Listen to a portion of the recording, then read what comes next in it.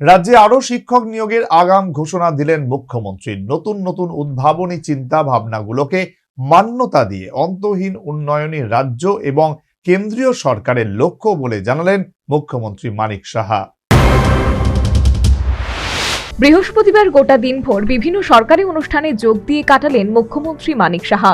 এর মধ্যে হাজির হলেন সিপাহীজলা জেলার সোনামুড়া মহকুমার নলছর ব্লক এলাকায়। সংশ্লিষ্ট ব্লকের দশমীঘাট এলাকায় রাজ্য সরকারের বিভিন্ন দপ্তরের উদ্যোগে বেনিফিশিয়ারিদের মধ্যে বিভিন্ন উপকরণ ও অনুদান দেওয়ার আয়োজন করা হয়।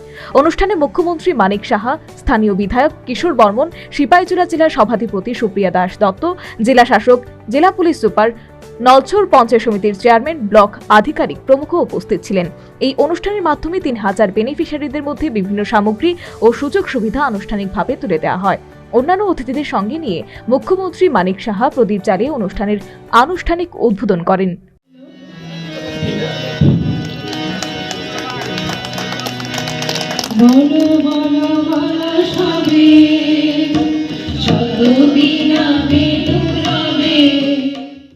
অনুষ্ঠানে নিজ ভাষণে খুব শীঘ্রই রাজ্যেও 1500 শিক্ষক নিয়োগের আগাম ঘোষণা দিলেন মুখ্যমন্ত্রী মানিক সাহা।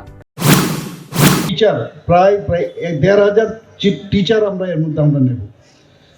আপনারা দেখেছেন যে প্রধানমন্ত্রীর জন আরোগ্য যোজনা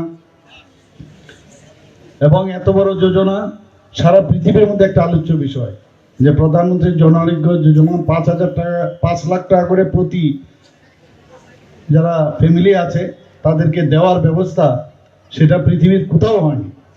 কিন্তু তার একটা ক্যাপিং আছে যে এই ব্যক্তিরা খালি ওই ধরনের ফ্যামিলি খালি ক্যাপিং এর কারণে ওই ফ্যামিলিরাই পাবে। তো একমাত্র ত্রিপুরাই আছে একমাত্র রাজ্য যেখানে মুখ্যমন্ত্রীর জন আরোগ্য যোজনা যখন একই ধাঁচে প্রধানমন্ত্রীর জন আরোগ্য যোজনার যে ক্রাইটেরিয়া আছে সেই ধাঁচে কিন্তু আমরাও এখানে আমরা শুরু করি। এবং এতে করে ত্রিপুরা রাজ্যের সমস্ত মানুষ এখানে যারাই উপস্থিত আছেন আজকে এই যে ইন্স্যুরেন্সে স্বাস্থ্য ইন্স্যুরেন্স সেটা কিন্তু কাভারেজে আছে। শুধু তাই নয়, নতুন নতুন উদ্ভাবনী চিন্তা ভাবনাগুলিকে মান্যতা দিয়ে অন্তহীন উন্নয়ন রাজ্য এবং কেন্দ্রীয় সরকারের লক্ষ্য বলে মুখ্যমন্ত্রী জানিয়েছেন। এছাড়া রাজ্যে যে সমস্ত কেন্দ্রীয় এবং রাজ্য সরকারের প্রকল্পগুলো বর্তমানে জনস্বার্থে চালু রয়েছে সেসবের সুযোগ সুবিধাগুলো যেন সাধারণ মানুষ সহজেই গ্রহণ করতে পারেন তা নিয়ে রাজ্য সরকার যথেষ্ট সক্রিয় বলেও মুখ্যমন্ত্রী জানিয়েছেন। এবং সম্প্রতি রাজ্যের বিভিন্ন দপ্তরের উন্নয়নমূলক কাজের নিরিখে জাতীয় স্তরে যে সমস্ত পুরস্কারগুলো পেয়েছে এর জন্য সংশ্লিষ্ট দপ্তরগুলিকে মুখ্যমন্ত্রী সাধুবাদ জানিয়েছেন।